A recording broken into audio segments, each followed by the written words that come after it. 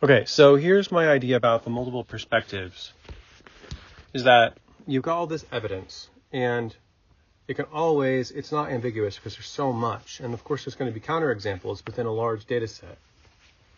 And so comes to this example, for instance, if Orthodox and Catholic are having a debate about purgatory, you can bring up some sort of patristic data about that points in the direction of purgatory, but you're going to have two main objections. One is that someone might just say numerically that this is a minority claim, and the majority claim supports Orthodox, and the minority claim supports Catholic, so the majority wins. Or they can even say that our hypothesis, our doctrinal framework can absorb that and reinterpret it. In other words, put a spin on it. So now you've got this idea that the fathers cannot be in error or heretical. And so when you have a question of a doctrinal error, like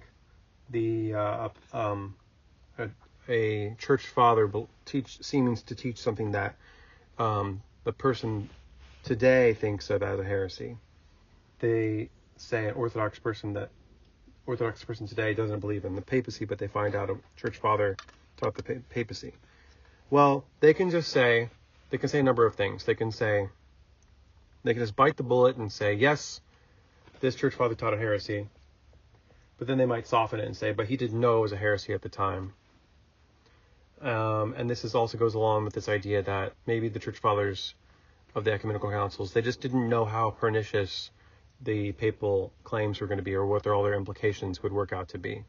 Now, I think we've got enough explicit explanation of it at the ecumenical councils that the Eastern Fathers probably should have known what the implications are, because they're all basically spelled out.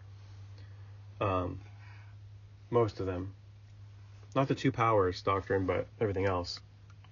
And then if they are culpable for hearing those and not rejecting them, though maybe in their collective consciousness they couldn't have guessed at, because they won't have, all the implications, theological truths downloaded into their heads. They've got to search things out. And maybe this is the type of thing that took the Orthodox Church centuries to figure out as they're interacting with Rome. And then this view, which is actually very early, and even lots of Orthodox scholars like Schmemann and Klennewerk will admit it's very early, but that it wasn't, the church didn't finally settle that it was wrong until later. And so maybe you can excuse those early saints who taught an explicitly papal view because they just didn't know better at the time. And so you've got you've got fathers that would have totally rejected it.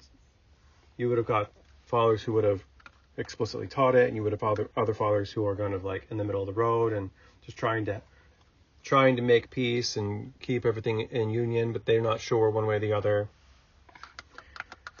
And so that's one thing you could just say. Or you just say there were forgeries. Just another way you can handle fathers that look like they're heretical. You just say those are all forgeries.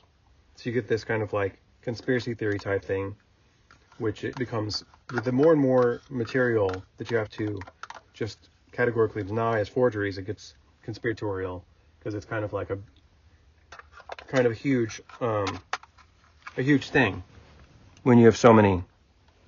And the last one would just simply be that, which is the point of this memo, is that you're just able to recontextualize everything.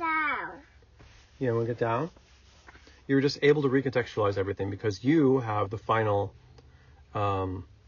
interpretive grid, which is the current church. The current church has made a final decision, say the letter of the patriarchs to the Pope, which was universally received, and how Florence was universally rejected by the Sensus Fidelium.